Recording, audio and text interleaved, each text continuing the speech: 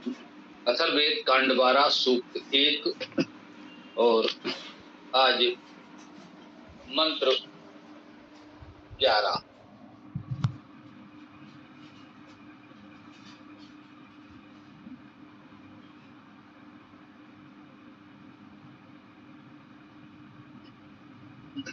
ओम गिरयः ते पर्वतः हिमवन्तः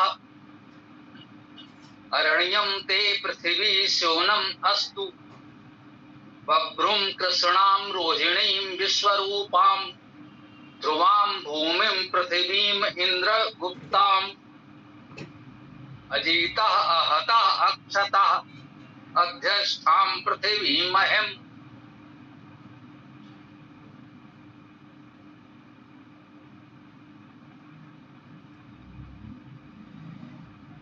ओम गिरयः ते पर्वतः हिमवन्तः में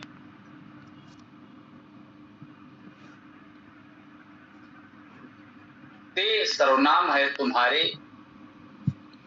गिरया पर्वता हिमवंतः, ये तीनों बहुवचन हो सकते हैं। हिमवंतः है में ह्रस्व लघु रे आएगी मात्रा स्वर, तो इसका अर्थ सूचना समझना जानना, अर्थात सिंचन तो है ही, जानना समझना का अर्थ इसमें भी है। और यदि यह स्वर रे दीर्घ होगा तो इसका अर्थ शब्द करना। इसी से गिर का अर्थ वाणी किया जाता है। गिर गिरा, गिरा शब्द लोक भाषा में सुना होगा वाणी के अर्थ में। गगन गिरा, आकाशवाणी प्रयोग हम लोगों ने सुने हैं, भाषा साहित्य में भी, संस्कृत में तो है ही। तो गिरिया अर्थात वाणियां,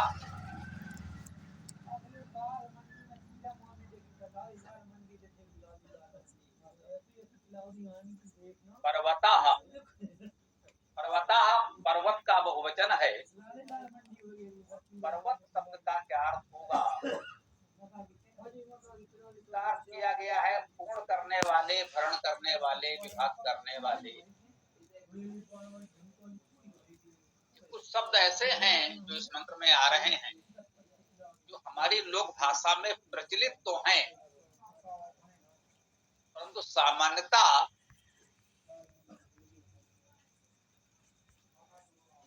रूढ़ अर्थ में अधिक प्रचलित। यदि सीधे सीधे लोक भाषा के रूढ़ अर्थ लिए जाएंगे तो इस मंत्र का अर्थ करने में कठिनाई, इसलिए शाब्दिक अर्थ समझना बहुत महत्वपूर्ण है।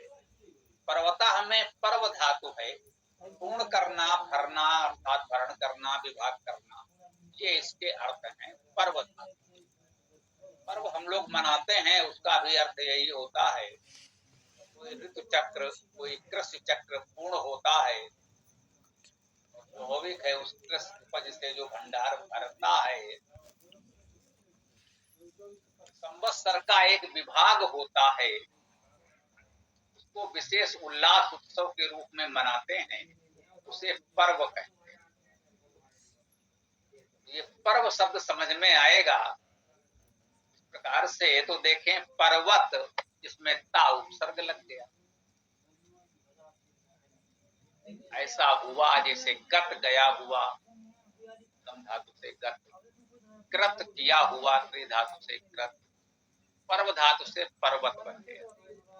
पूर्ण हुआ, विभाग किया हुआ, हरा हुआ, ऐसा अर्थ कर सकते हैं पर्वत का।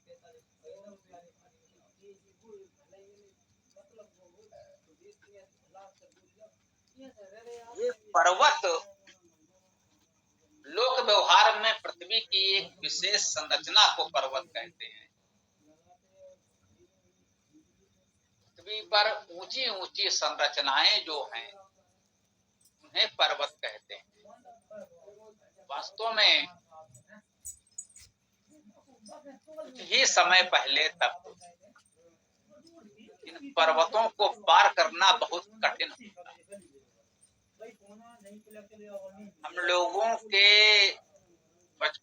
भी ऐसी स्थिति लगभग। लोगों ने भी पढ़ा सुना होगा कि हिमालय को पार करना कुछ ही समय पहले तक दुर्गम था। एक क्या आधी शताब्दी पहले भी हिमालय को पार करना दुर्गम, वायुयानों के लिए भी। हिमालय के सर्वोच्च शिखर के ऊपर सबसे पहले किसी का विमान उड़ा, उतने ऊंचाई तक वायुयान का जाना भी एक उपलब्धि थी। हिमालय के उत्तुंग श्रृंग कुछ सर्वोच्च शिखर के ऊपर एक विमान जा सका। विमान में बैठे हुए व्यक्ति ने उस शिखर के ऊंचाई को देखा। यह उपलब्धि भी बहुत प्राचीन नहीं,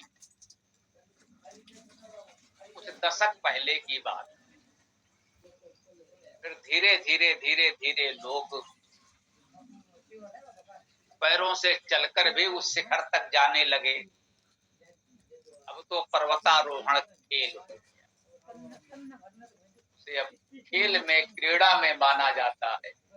पर्वतारोहण करने वाले खिलाड़ी माने जाते हैं। वे खेल खेल में पर्वतों पर चढ़ते हैं।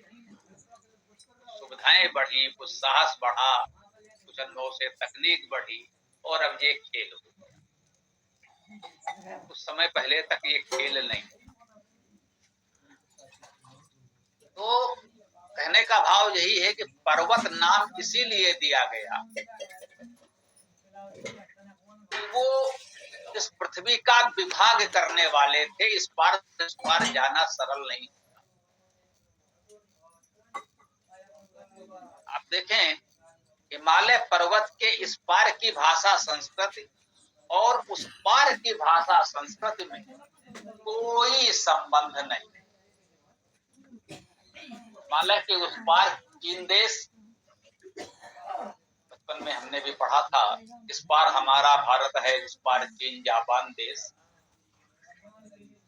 हिमालय के उस पार जो चीन जापान देश है, उसकी भाषा संस्कृत का हमारे यहाँ से कोई लेना देना नहीं।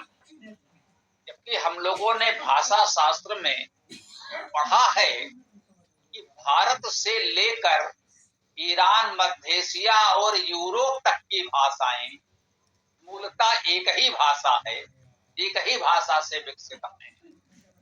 हम कह सकते हैं कि वैदिक भाषा के ही परिवर्तित रूप हैं भारत, ईरान से लेकर यूरोप तक की सभी भाषाएं। हाँ, आस्था के कारण वो लोग हो सकता है इसे स्वीकार न करें कि वैदिक भाषा का ही विकसित रूप है, लेकिन इतना वो मानते हैं कि कोई एक ही भाषा है जिससे भारत की वैदिक और वर्तमान भाषाओं से लेकर के ईरान, मध्य एशिया और यूरोप तक की प्राचीन और आधुनिक सभी भाषाओं का विकास हुआ है। ऐसा सभी मानते हैं, इसमें कोई संदेह नहीं है। उसे भारूपी भाषा कहा जाता है। इसका प्राचीनतम रूप वैदिक भाषा है, इसलिए हम कह सकते हैं कि वैदिक भाषा के ही विकसित रूप है। भले ही कहीं न कहीं राष्ट्रीयता और आस्था के कारण वो सीधे सीधे ये बात न कहें, थोड़ा दूसरे शब्दों में कहें कि एक ही भाषा थी, जिससे ये पूरे क्षेत्र के भारत से यूरोप तक की भाषाएं विकसित हुई, जिसे भारूपी भाषा परिवार का।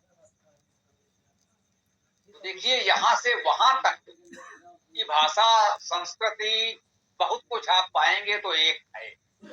भाषा एक है, सबसे बड़ी बात तो यही है जो सर्वमान्य है कि भाषा एक है और दूरी बहुत थोड़ी है। हिमालय के उस पार की जो भाषा है वो संसार की सबसे जटिल क्लिष्ट भाषा चीनी मानी जाती है। इसको सीखना चीनियों के लिए भी कठिन है, दूसरों की तो बात ही। कोई संपर्क संबंध नहीं है हमारी भाषा से उनकी भाषा का। संस्कृत भाषा और ईरान की फारसी भाषा तो बिल्कुल एक सी भाषा, जुड़वा जैसी हैं। अवधी ब्रज जैसा थोड़ा सा अंतर होगा। यूरोपीय ग्रीक लैटिन भाषाओं में इतनी समानता है कि देखकर लोग चौंके लगाएंगे एक ही भाषा है। लेकिन भारतीय भाषा में, संस्कृत में और चीनी भाषा में कोई लेना देना नहीं, कोई संपर्क नहीं है। दोनों विश्व की प्राचीन संस्कृतियां हैं, परंतु आपस में कोई संपर्क नहीं है। हिमालय इतना बड़ा विभाजनकारी पर्वत है, इसे पर्वत इसीलिए कहा गया कि वो दोनों के बीच विभाग कर देता था, आपस में उनका संपर्क नहीं। कुछ समय पहले हुआ भी थोड़ा बहुत, तो कुछ एक दूसरे से परिचित भर हुए,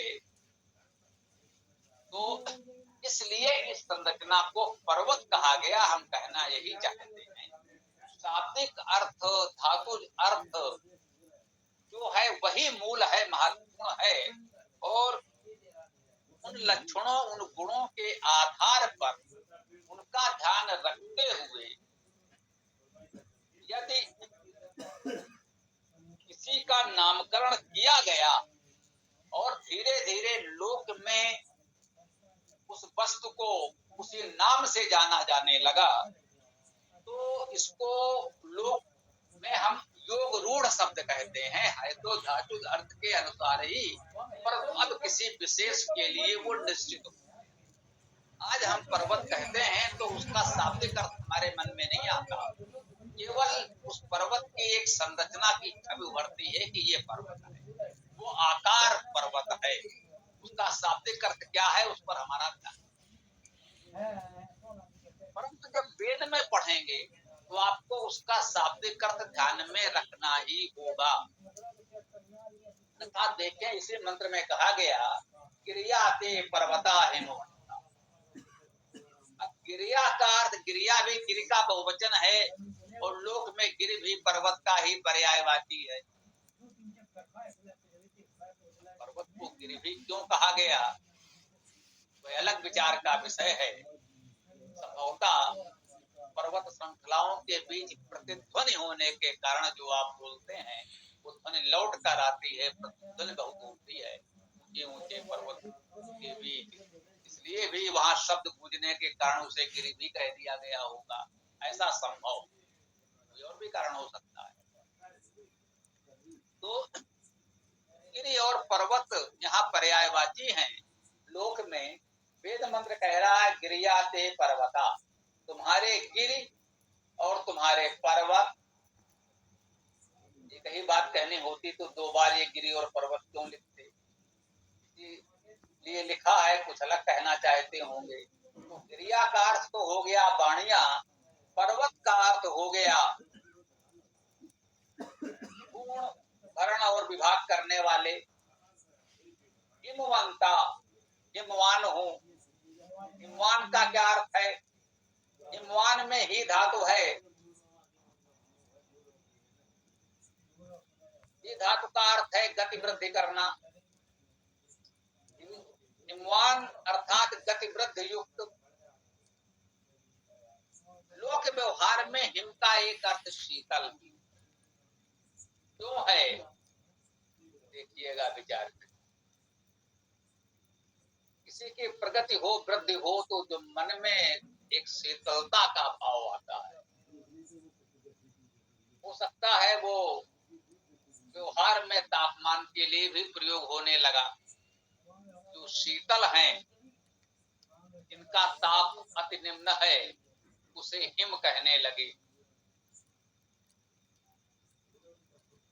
अब ये भाषा शास्त्र के विवेचन का विषय है, व्याकरण शास्त्र से कुछ आगे की बात भी है। तो गिरिया ते पर्वता हिमवंता, तुम्हारी वाणियां, तुम्हारे पर्वत हिमवान हो, गति वृद्धि युक्त हो।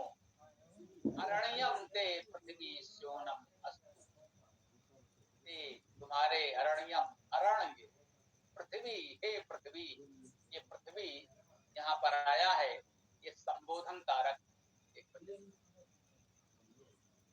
पृथ्वी सूक्त है, का देवता भूमि है, पृथ्वी है। पृथ्वी के विषय में इस सूक्त में बताया जा रहा है, संबोधन करके कहा जा रहा है, हे पृथ्वी, गिरिया ते पर्वता हिमवंता, तुम्हारी वाणियां, तुम्हारे गिरि, ये पर्वत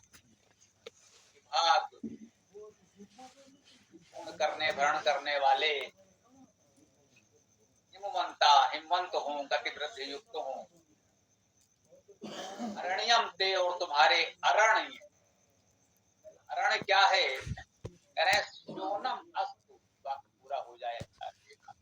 स्योनम का अर्थ सामान्यतः सुखकर है। स्योन धातु है सुख के अर्थ में, स्योनम सुखकर, अस्तु हो, अस्तु वस धातु है होना, अस्तु हो ये तो हम जानते ही हैं। अब आइए अरण्यम को देखते हैं। अरण्यम का अर्थ भी किया गया है प्रगतिशील, गति ज्ञान युक्त, गति युक्त और जानकारी युक्त। इसमें भी रि धातु है, गत्यर्थक धातु है, चलना, गति करना, महत्व दिखाना, शब्द करना। रि धातु में अरण्यम तुम्हारा अरण्य, तुम्हारी गति, शब्द अर्थात हमारा चलना, हमारी गति, प्रगति और शब्द हमारी वाणी, ये कह रहे हैं स्योनम अस्तु, ये सुखकर। अरण्यम ते पृथ्वी स्योनम अस्तु है पृथ्वी, तुम्हारे अरण्य भी हमारे लिए सुखकर हूँ। पब्रुम कृष्णाम रोहिणीम विश्वरूपा, ध्रुवाम भूमिम पृथ्वीम इंद्रगुप्ताम। कोई क्रिया नहीं आई।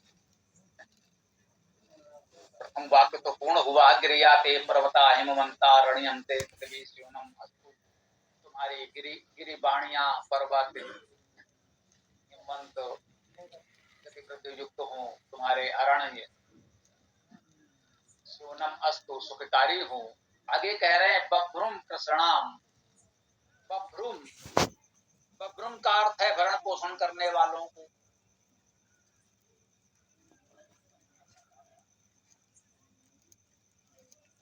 इसमें भी वही भ्री धातु भरण करना, तो स्पष्ट है बभ्रु में भ्री धातु ही होगी, भरण करना। इसमें एक भ्री धातु है, इसका अर्थ डरना, भय करना भी है, भरण पोषण धारण करना भी है, पालन करना, रक्षा करना भी है।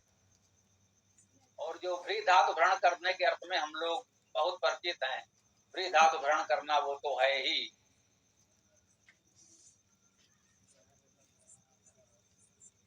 इसमें भ्रम धातु भी लिखी है, क्यों लिखी है ये समय तो कहना कठिन है।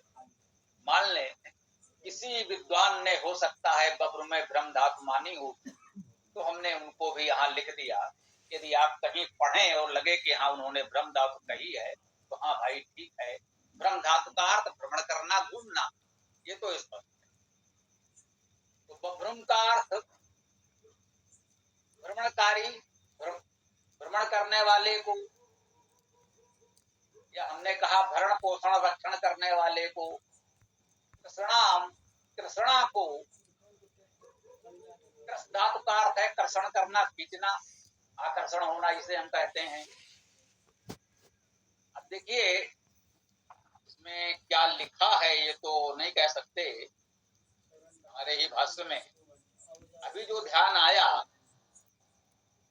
बब्र में भ्रम धातु माने तो इसका अर्थ हुआ भ्रमण करना, बब्रुम अर्थात भ्रमणकारी, कृष्णाम अर्थात आकर्षण युक्त।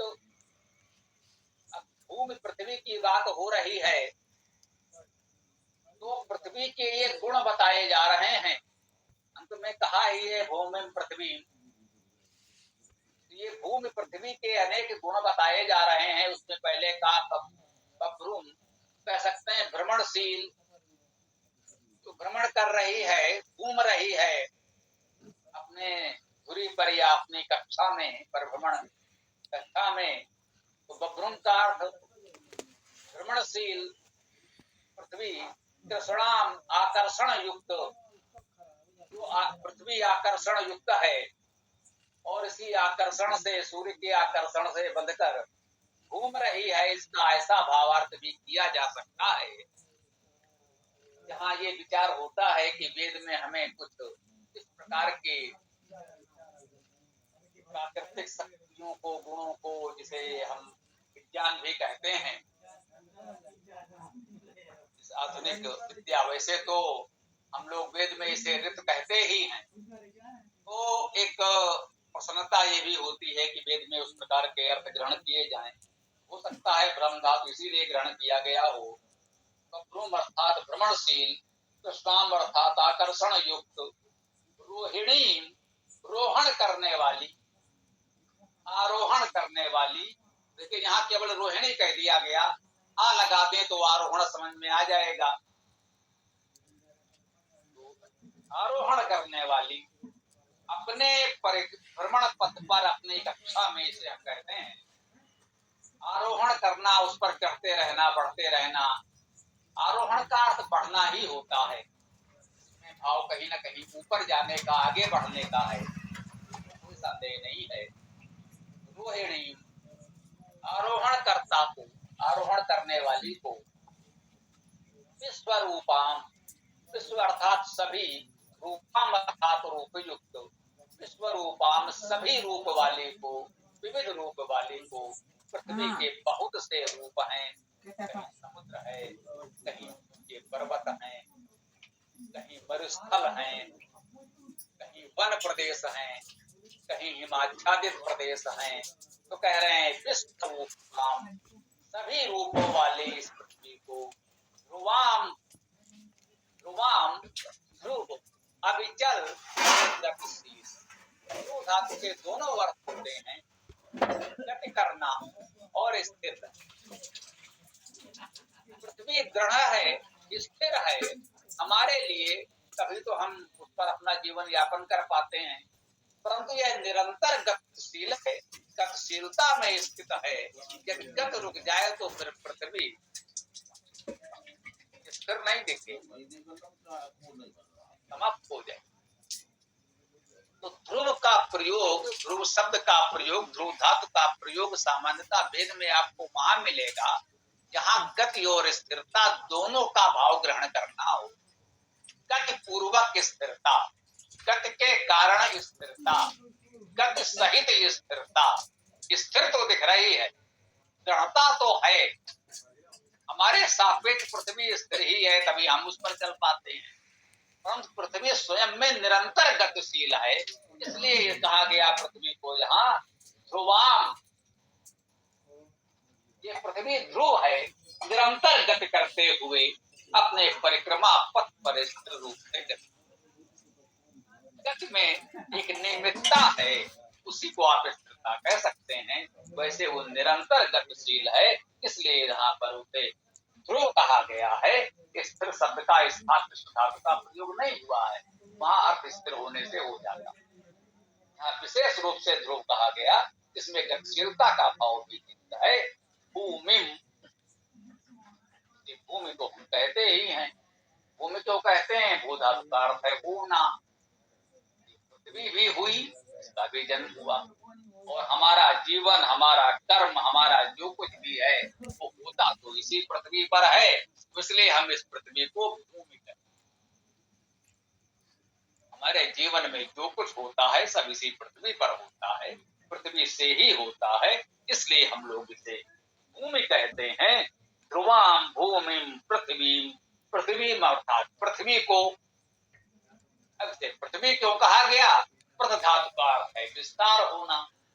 हमारे दृष्टि की सीमा में तो ये बहुत विस्तृत है, हमारे जीवन यापन के लिए ये बहुत विस्तृत है। भले ही इस विराट सृष्टि में लगभग हमारे सामर्थ्य की सीमा में अनंत जैसी विराट सृष्टि में पृथ्वी एक बिंदु के समान है, परंतु हमारे जीवन यापन के लिए ये बहुत विस्तृत है, अनंत नहीं कहा। हमारी आवश्यकता, हमारी दृष्टि, हमारे सामर्थ्य के अनुपात में ये पर्याप्त विस्तृत है, इसलिए हमने इसे पृथ्वी भी कहा है। इंद्र गुप्ताम, इंद्र का हुआ ऐश्वर्यवान, परमेश्वरवान, परमेश्वर। तो इंद्र गुप्ताम, इंद्र द्वारा रक्षित, गुप्त धातु का अर्थ है रक्षा करना।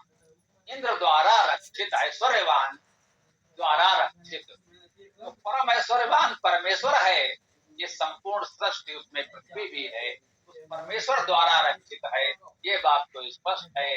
अब लौकिक अर्थ में आध्यात्मिक अर्थ में तो इंद्र का अर्थ परमेश्वर ही होगा, परमेश्वर द्वारा रचित है।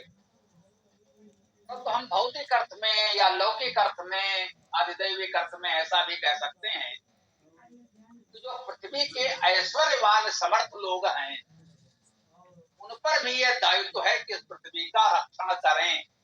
रक्षण पालन करना संसार के समर्थ लोगों का दायित्व है। साधारण लोग क्या रक्षण करेंगे, वो तो जैसे तैसे अपना जीवन यापन कर रहे हैं। तो पर्यावरण को नष्ट करने वाले भी समर्थ लोग ही हैं और संरक्षण का दायित्व भी उन्हीं पर है। उनकी वही समर्थ है संरक्षण करने में, जो हमारे शासक आदि हैं या अन्य समर्थ लोग हैं। तो कहा इंद्र गुप्ताम,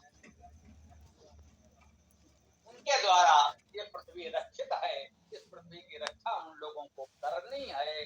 आगे कहते हैं अजीता, नहीं जीता, जिसे जीता कहते, अजीता, इसे कभी कोई जीत नहीं पाया। कोई भ्रम पाल ले कि हमने पृथ्वी का इतना भाग जीत लिया, इससे जीता। अपने जैसे कुछ मनुष्यों से आपने जीत लिया, आपने किसी विशेष स्थान पर रहने वाले कुछ लोगों को जीत लिया होगा, लेकिन इस पृथ्वी को किसने जीता?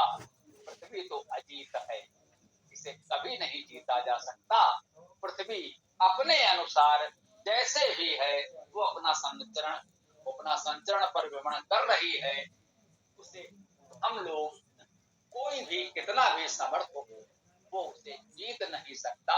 ये बात इसीलिए कही जा रही है कि हम ये भ्रम न पालें कि हम इस पृथ्वी को जीत लेंगे। ये पृथ्वी हमारे लिए इतने योग्य नहीं है, ये पृथ्वी अजीत है, हम इसे कभी भी जीत नहीं सकते। आहता, आहता में भी आकार्थ नहीं, हत अर्थात मारा गया। हम धातु का अर्थ मारना, जैसे कम धातु का अर्थ जाना चलना, गत का अर्थ गया हुआ। तो हम धातु का अर्थ हनन करना, मारना, हत का अर्थ मारा हुआ, मारा गया। आहता अर्थात जिससे मारा।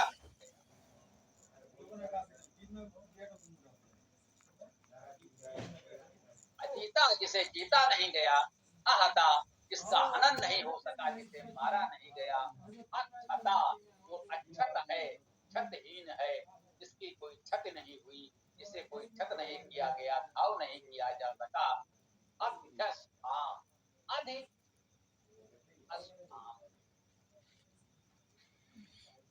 इस पर हम स्थित हूँ। ये इष्ठा धातु है, स्थित होना। अधिष्ठान, हम अधिष्ठित हूँ, इस पृथ्वी पर प्रतिष्ठित हूँ। आगे आया अधिष्ठान पृथ्वी, पृथ्वी इस पृथ्वी पर प्रतिष्ठित हूँ। आगे आया अहम, मैं इस पृथ्वी पर प्रतिष्ठित हूँ।